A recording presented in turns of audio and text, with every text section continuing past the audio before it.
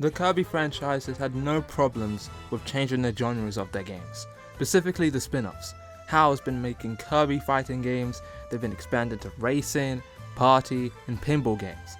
But there's one genre that HAL has not touched yet with the Kirby franchise, which has been requested by so many fans throughout the years, and that is an RPG.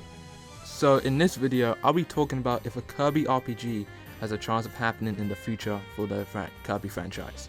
We'll be discussing the pros and the cons of this topic.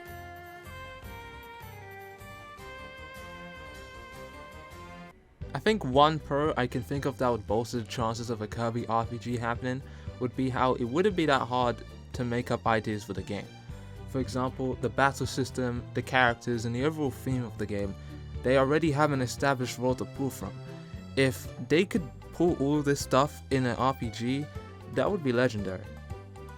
I could also see how adding copy abilities to make the battles more fleshed out and interesting, because it's Kirby. It's literally his most signature move. So yeah, Kirby getting a unique copy ability every battle would make each battle, no matter how small or important they are, feel unique from one another. Like, the possibilities are endless. Like, especially with the amount of copy abilities that they could have the classics such as fire and sword, they could have rock, physics, they could have like out there predictions like ball and clown Kirby, which is the best copy ability by the way.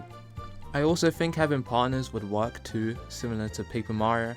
I like to think they would be something similar to Star Allies where you could befriend the enemies and have them on your team. I'm not sure if they would do that though. For who could be a partner, I think you gotta have Bandana Waddle Dee there. The underdog. Like, it's shocking how he hasn't had his own standalone game yet.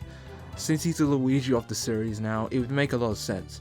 I think Gooey and maybe even the animal friends as well could help too, as they do help Kirby in Dreamland 3.